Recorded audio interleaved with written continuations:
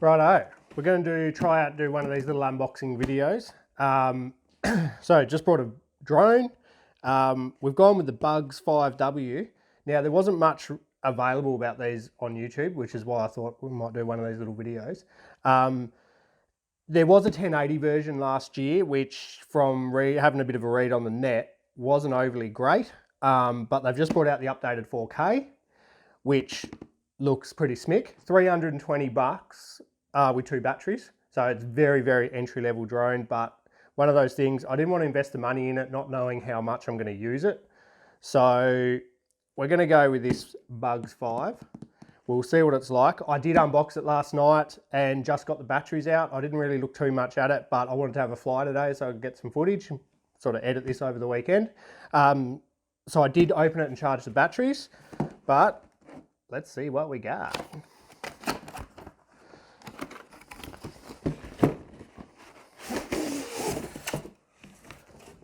Don't need that.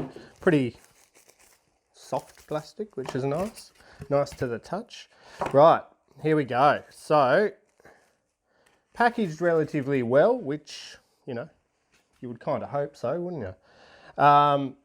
That's the drone itself. Pretty cool little unit. I might take that out before that's just the battery. Pretty cool little unit. Very light, very, very light.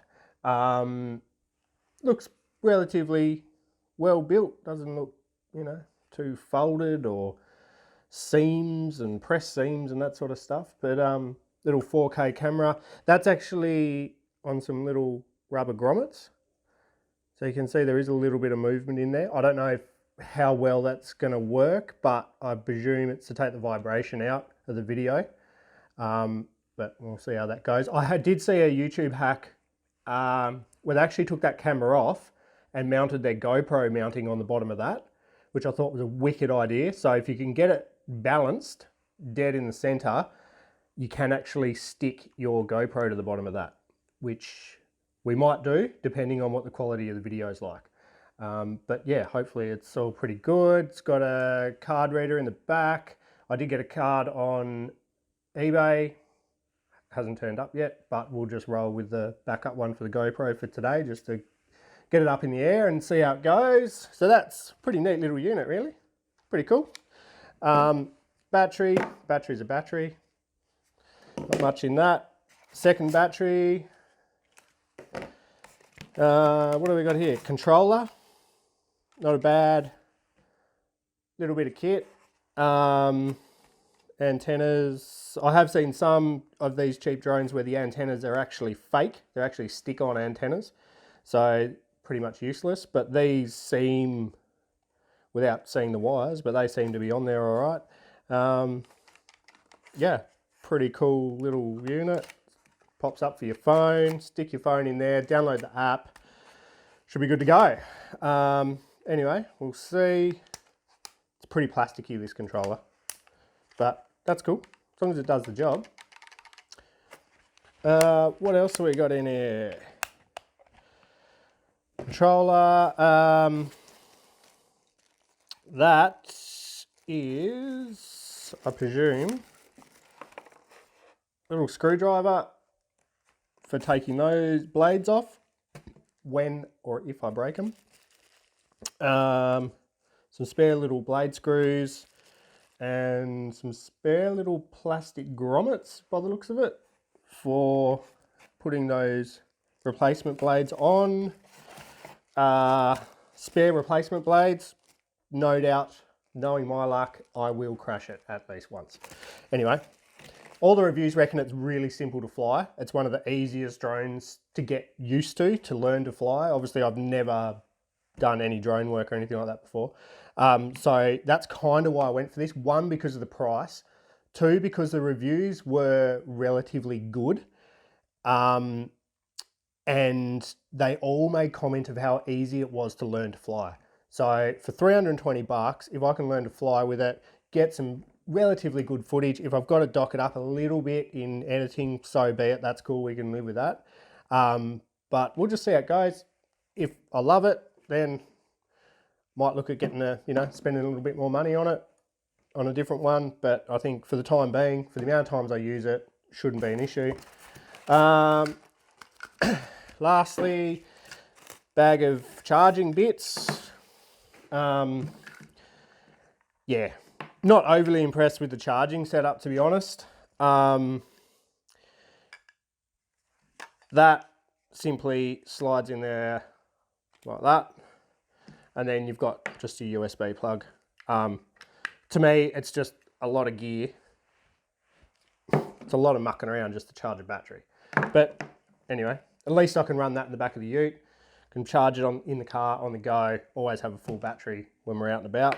So that's cool. Yeah, like I said, that's pretty basic, but see, should do the job. It's one of those things, as long as you're not too rough on the gear, should be fine, should last, shouldn't be an issue.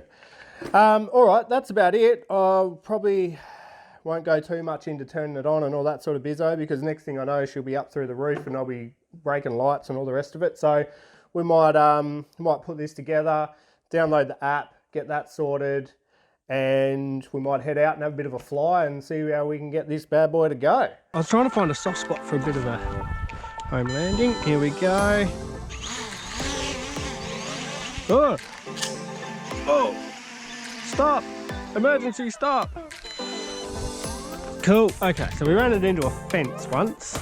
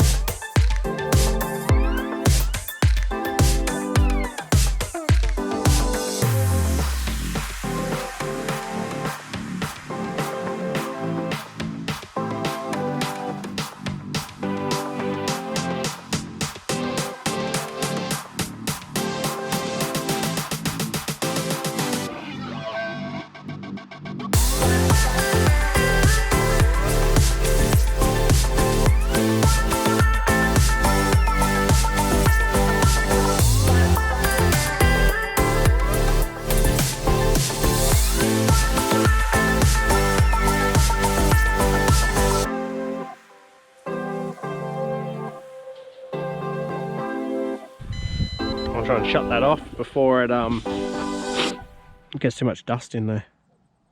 So all in all, bloody good. I'm pretty happy with that.